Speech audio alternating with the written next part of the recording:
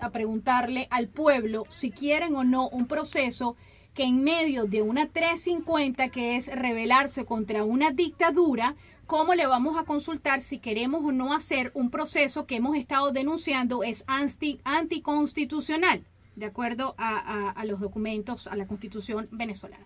Entonces, para mí es una falta de respeto con los padres de casi 100 venezolanos que han perdido sus hijos, de todas esas personas que permanecen en las calles luchando. Y yo la verdad que no tengo muchas esperanzas en que los venezolanos que han sido indiferentes ante estos últimos 95, 96 días, yo dudo que si no han salido a marchar y a protestar junto con los muchachos, vayan a salir a un proceso consultivo. Entonces, quiero saber tu opinión. Me imagino cuál es, porque tú y yo no hemos conversado antes del show, pero yo sé que la audiencia quiere por igual tu opinión. Bien. En un viaje que yo di de vacaciones, ni siquiera me acuerdo a qué país. A mí siempre me gusta ver la televisión local. Creo que fue o en Argentina o en Chile. Y puse un programa cómico. ¿Te acuerdas del programa de los fonomemecos? Sí, hace muchos años, que tenía sus amigos. sketches cómicos y demás. Sí, Bueno, el Mickey Bean. exacto. Y también el show de Fernando, que tenía sketches cómicos. Era Sí. una cosa más o menos así, un programa ligero. Y había un sketch donde había una señora que todos los días llevaba al amante a la sala de la casa, pero más o menos a la hora que el marido llegaba. Entonces el marido abría la puerta y se hacía el que no veía nada. Pasaba de la puerta así hacia la cocina mientras la esposa y el amante estaban en el sofá de la sala. Entonces un día un vecino le llamó la atención y le dijo, oye, mira, está ocurriendo esto. Y el tipo cogió un martillo y rompió los lentes para no ver. Y después entonces entraba con un cubo en la cabeza. Todos los días entraba con un cubo en la cabeza. Tenía el cubo en la orilla de la puerta de la calle. Y cuando iba a entrar se ponía el cubo encima y entraba. Y tú te morías de la risa porque la esposa le decía, el amante le decía a la esposa, ahí llegó, me voy a esconder. Le decía, no te escondas. Él se ha tapado la cabeza para no verte. Se tapaba la cabeza con un cubo. ¿Qué tiene esto que ver? Bueno. Debo hacer la siguiente observación. Yo no soy venezolano y creo que en cuestiones muy internas de un país, la gente que no son de ese país no debemos estar opinando. Pero tú me has pedido mi opinión. Lo pide la audiencia. Ok.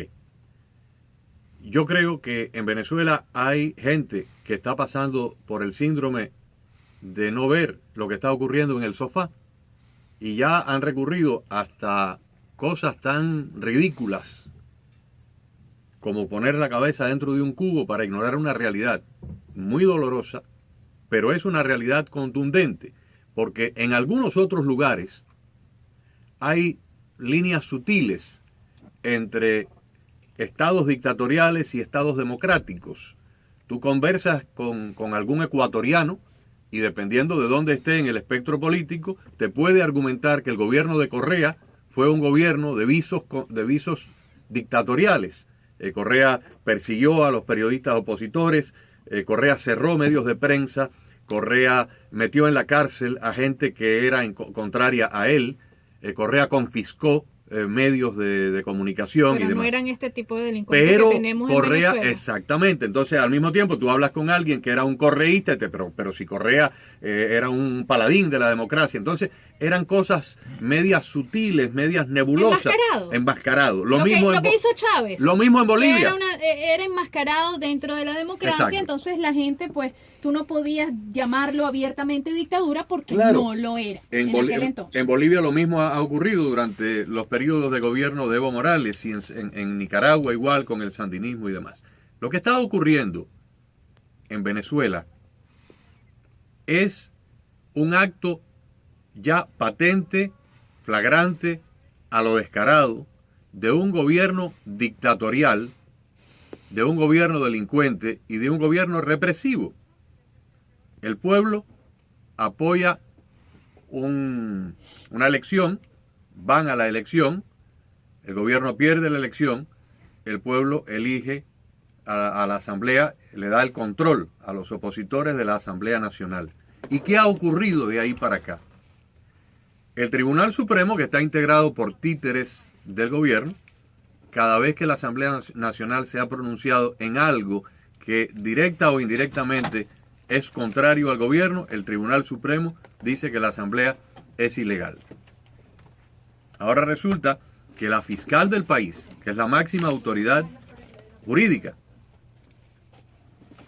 estima de que la Asamblea Nacional, está siendo perseguida, está siendo intimidada y ha catalogado las acciones del Tribunal Supremo como una especie de golpe de Estado. La fiscal desconoce el nombramiento de un número de los integrantes del Tribunal Supremo porque fueron nombrados de a dedo por un gobierno que no tenía la autoridad para hacerlo, y ha dicho que la Asamblea tiene que sustituirlos. ¿Qué ha hecho el gobierno chavista? Pues el gobierno chavista ahora ha emprendido un proceso criminal contra la fiscal. Y en el día de ayer y de hoy se han producido hechos verdaderamente ya que es la tapa al pomo, es la última gota de la copa. No, y los videos que nos